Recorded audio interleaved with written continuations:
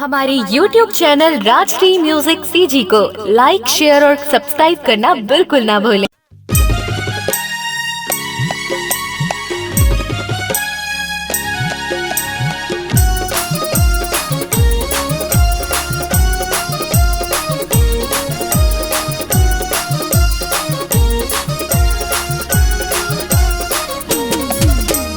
कहाँ जाबे टूरी तैहा सज धज के, मुंगेली के रोड मरेंगे हंस हंस के। कहाँ जाबे टूरी तैहा सज धज के, मुंगेली के रोड मरेंगे हंस हंस के। टूरी हवै रे सनान उड़हरिया भगाए के होथे मोर पलान। टूरी हवै रे सनान उड़हरिया भगाए के होथे मोर पलान। अच्छा से टूरी देखबे डोले रे ईमान, नजर है बेईमान हंस हंस के। कहाँ जाबे रे टूरी तैहा सज धज के।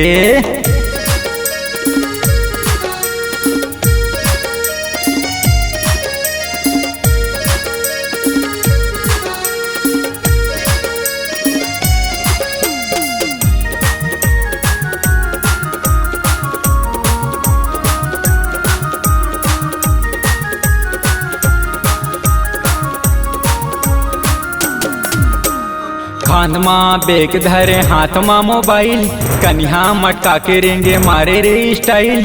टूरी पहने जीन्स पेंट लगाए हवे सेंट, सुवत माँ मारत करेंट। जब चले रोडो में तोर पतली कमर लचके। कहाँ जाबे टूरी तैहा सज धज के, मुंगेली के रोड मरेंगे हंस हंस के। टूरी हवै रे सनान उड़हरिया भगाए के होथे मोर पलान। टूरी हवै रे सनान उड़हरिया भगाए के होथे मोर पलान।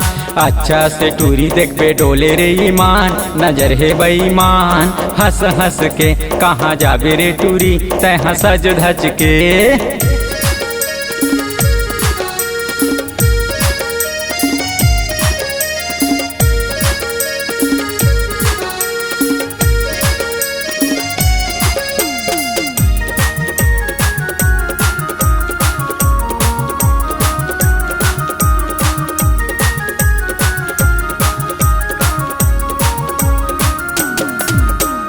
कखरो तय बने बे वो एक दिन सुवारी, मैं के माँ बुढ़ाबे नहीं तो अटल कुंवारी। 4 दिन के जवानी मत करे अभिमानी, बह जाबे कुंवर का से पानी। जात रहे हो घर डहर देखे मोला हंस हंस के।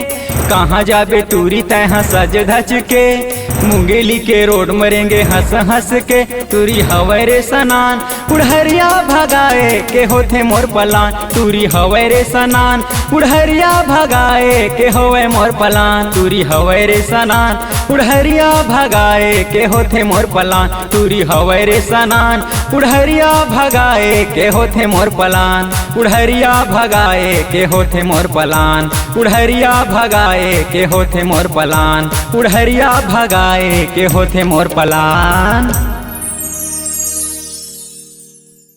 अपने दिल की आवाज सुनने वाले, अपने आवाज से पहचान बनाने की ललक और अपना टैलेंट लोगों तक पहुंचाने के लिए आए राजश्री म्यूजिक स्टूडियो, जहां गाने और वीडियो की बेहतरीन रिकॉर्डिंग की जाती है।